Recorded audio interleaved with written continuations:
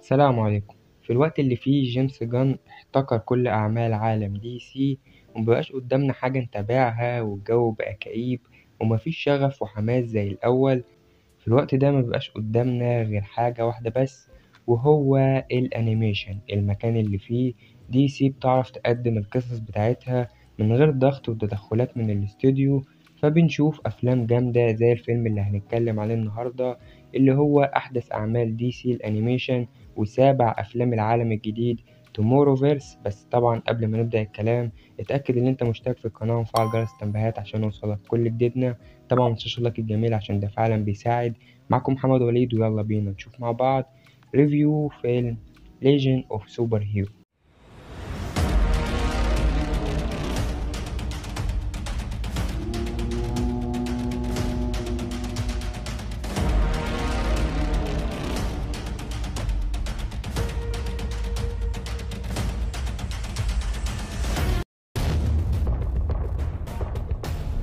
طيب القصة بتاعتنا بتبدأ مع كارا، بنت عم سوبرمان، واللي بتمر بنفس تجربته، والكوكب بتاعها بيتدمر وبتضطر إن هي تروح على كوكب الأرض، ولكن مع ظروف مختلفة بتخليها مش مستعدة إنها تكون من أعضاء الجاستس ليج أو إنها تحمي كوكب الأرض، بل بالعكس هي تعتبر مصدر خطر كبير على الكوكب ده.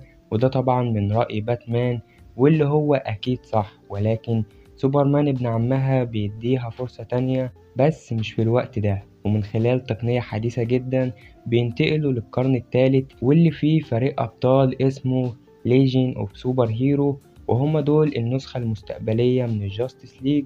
ولكن طبعا سوبر جيرل لسه مش جاهزة، عشان كده بتنضم للأكاديمية بتاعتهم ليجين اوف أكاديمي، ومن هنا بتتعرف على زملائها الجدد وبتستعد عشان تكون سوبر هيرو.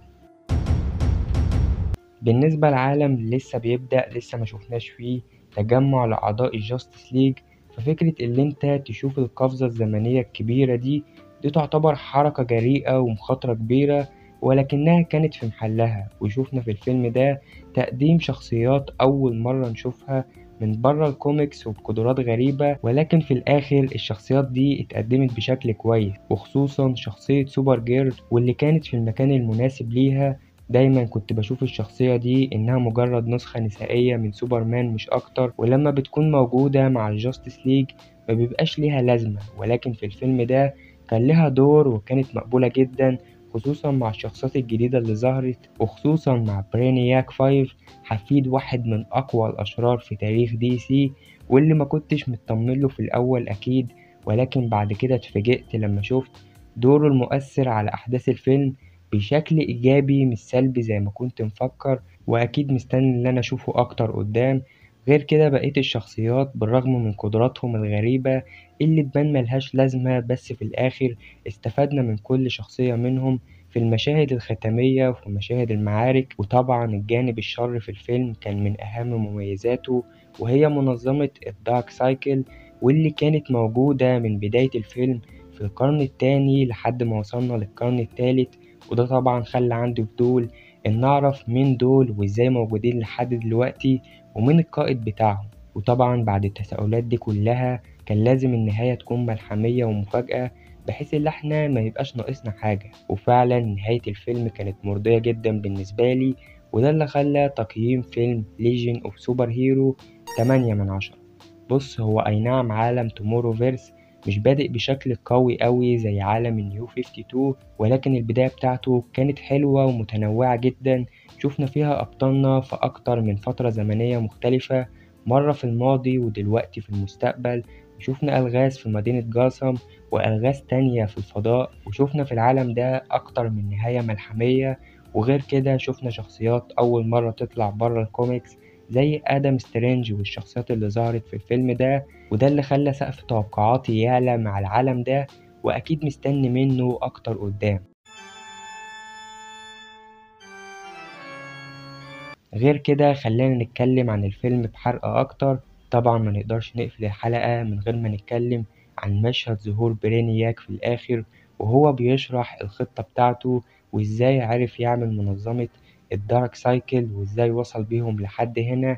ده غير شكله المخيف يعني فيلن ما بيهزرش. المشهد ده بصراحة كان مفاجئ جدا، أقدر أقول إن هو من أقوى المشاهد في العالم ده، جنب مشهد هال جوردن في فيلم جرين لانتر بي وير ماي باور. ودي واحدة من أهم مميزات العالم ده، إن بالرغم إن مفيش أحداث ضخمة تجمع كل أبطالنا مع بعض، ولكن كل فيلم كان حدث لوحده وشوفنا فيه مفاجآت كبيرة. وطبعا مشهد البوست كريدت سين كان حاجة تانية لوحده، واللي شوفنا فيه باتمان وسوبرمان بيختفوا. يعني عاجبني جدا إن العالم ده جريء وبيدي فرص لشخصيات أكتر إنها تبان، مش الشخصيات الرئيسية اللي احنا عارفينها.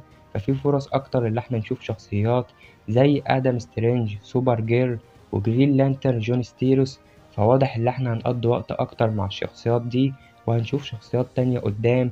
فأنا بصراحة متحمس للي بيحصل جوه العالم ده، ومتحمس للعالم ده بشكل عام أكتر من عالم جيمس جان. فأتمنى إنهم ميتدخلوش في الأنيميشن، لأن الأنيميشن يعني في دي سي مش محتاج أي تدخلات. حرفيا اللي بيحصل ده حاجة تدرس، يعني ياريت إن هما يتعلموا منه في أفلام اللايف أكشن.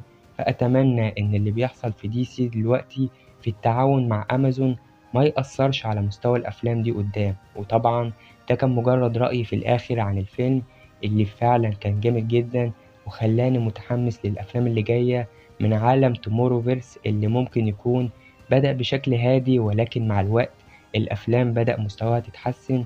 وده اللي مخليني متحمس جدا للي جاي. شاركوني تحت رأيك في الكومنت لو انتم متحمسين زيي ولا لأ. طبعا كالعادة لو عجبك محتوى القناة وحسيت ان انت عايز تسمعني مرة تانية، ياريت تنزل تحت تتأكد ان انت مشترك ومفعل جرس التنبيهات عشان يوصلك كل جديدنا. طبعا متنساش اللايك الجميل لو الفيديو عجبك. كالعادة كان معاكم محمد وليد، أشوفكم على خيرة الله في الحلقات اللي جاية. سلام.